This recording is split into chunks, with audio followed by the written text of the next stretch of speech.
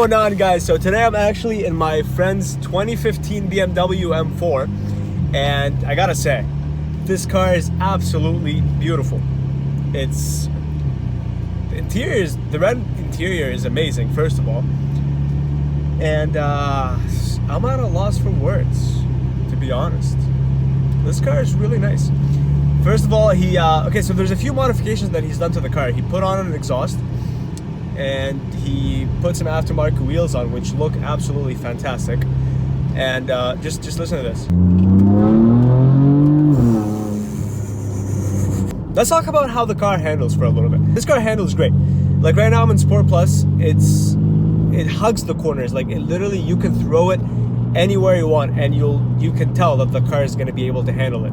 But the one thing I don't like though about the car is how the steering feels. It's not super sharp. Like it's electrically assisted, obviously. So it's not super sharp, and it kind of feels dull, a little dull.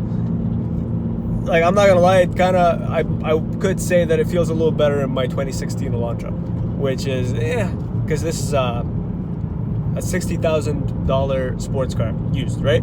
So it shouldn't feel that way. But back to the handling, the car obviously has a pretty firm ride.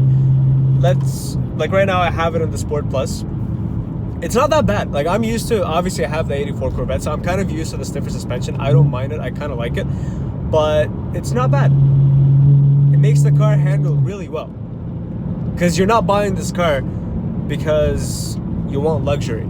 You're buying this car because you want the thrill, you want the speed, you want it to be fast, right? You want it to take corners really well. And I know some other cars can do a little bit of both, but this one just does it so well. And the steering, honestly, could be a little, well, that guy's a little pissed. See, here's the thing. I don't mind the steering too much because once I put my foot on the gas, the car accelerates so fast, so fast. This car obviously has the twin turbocharged inline six, pushing 425 horsepower and 406 foot-pounds of torque. The acceleration of this car is absolutely insane. It's effortless. Once you put your foot down on the throttle, it just goes. It's great. It feels really nice. You know how people say, oh, like with the turbo lag, it would have been better with the V8, for example. Honestly, I find the turbo lag to give it a little bit more gives it a little bit more character. You press on it, maybe it gives you like half a second, for example, where you're not feeling much, but then out of nowhere, it just pushes you back into the seat and it just goes. And that's something that I really, really, really like. You don't get that in too many cars. Let's put it back into auto mode, put it back into comfort mode, see how it actually feels. Now it's in comfort mode. And this, by the way, this is not a smooth road by any means. There is bumps everywhere, and I'm trying to, as hard as I can, to avoid the potholes so I don't ruin the car, right? I don't mind a little bit of a harsher ride. Like my dad has an E500, and it has the airmatic suspension, and it's not too far off from this. It might be just a little smoother, but it's not super significant to a point where it's like, oh yeah, this one's too harsh, I don't want to drive it, right? I don't get that from it. Like I could drive this car every day. And you're obviously buying this car because of the performance. You're not buying it because it's a luxury comfort car, right? You're buying it because you want the thrill, you want the sound, you want it to be fast, right? So when you look at it that way, it's not bad. And it's also decently fuel efficient for what it is. It gets 26 miles per gallon, which is, it's tight, but I mean, for what it is, you're getting 425 horsepower, really fast acceleration, and a car that handles amazing. Look what I mean by the acceleration. This has 305s in the back. Michelin Pilot Sport 4S is in the back. And I floored it, and the back end gave out, and I've been driving it for a while, so the tires are pretty warm. And it just goes. It just goes, which is amazing. And honestly, I love the sound of the exhaust. I love the sound of it. People find it really loud and aggressive, but I mean, you blip down the throttle and it just sounds so amazing. And I'm going on a really twisty road right now, so I'll be able to tell you guys how the car really handles around these twisty roads. It just handles amazing. And the acceleration is just, whew! It's like, I would rather buy this, for example, than the 2015 Audi RS5. I don't know what it is, but I've driven Audis and I've driven Mercedes, and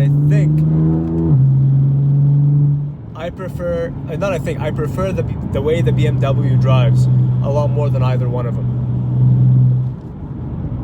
The suspension is firm, like I said, which is nice. It gives you a boost of confidence when you're driving.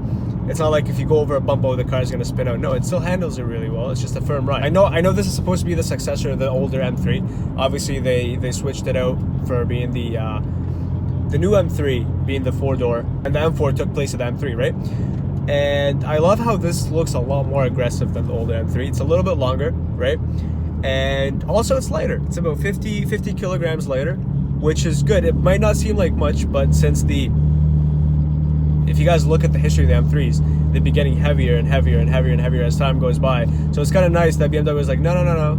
We still need to keep it. We don't want it to become just a GT car, right? We still need to keep the sporty car feel in it. So they kind of backed off a little bit, dropped down the weight, or at least almost maintain it, because it's not that much lighter, right?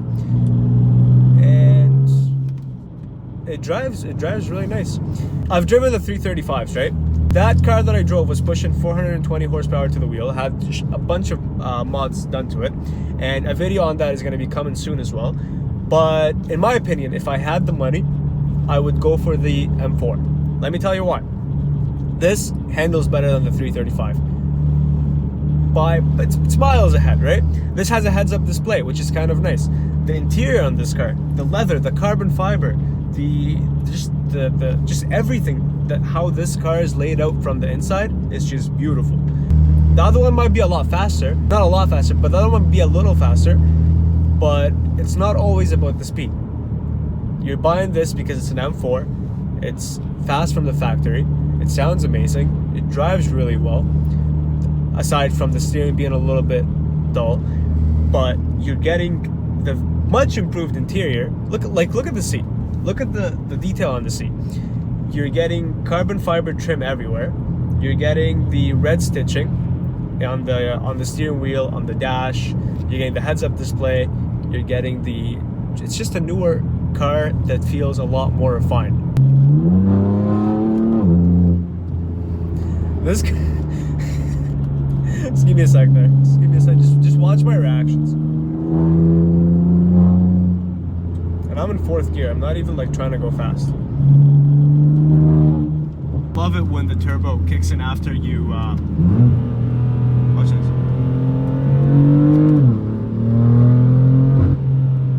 Kicks in after the turbo lag. It's just. Whew. Can't tell if that's scalp or not, so I'm just, gotta watch out for that po-po. Like, just look how it hugs these corners. It's insane. And I'm not even like, it feels like I'm going 20, but I'm not. And I'm not going illegal speeds either, but like, it just doesn't feel like, it feels like I go a lot faster than I'm going right now. Which make this car so nice.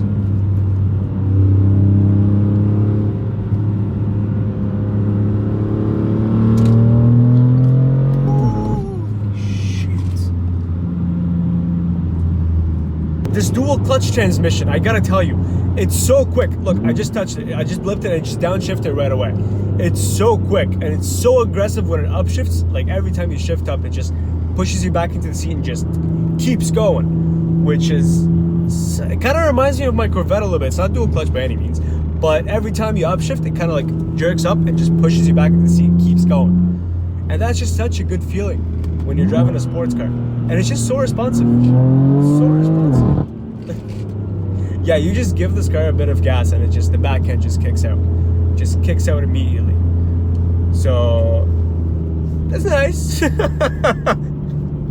It's nice. So basically, overall, I would, if you have the money and you're looking to get a sports car, kind of like this one, look at a used one. Because right now, you can pick one of these up for 50 grand. And if you have the money and you're looking for something like this, it's a really good bargain. It's a good deal. And if I did, I certainly would probably pick up an M4 because just so nice. How I feel about this car so far? Love it, 100%. Regardless of the steering, it's not that bad because you kind of get used to it and it doesn't become as much of a problem anymore. But aside from that, I love the looks, I love the sound, I love the headlights, the way the headlights look. I love the modifiability of this car. You can tune it. This is not tuned. You can tune it. You can, like, the exhaust on the car already makes it sound so much better. Might be a little too loud, but I still love it. And with the wheels, with everything, it's a beautiful car, beautiful price, and I give this car a thumbs up, basically. So I'll see you guys in the next one.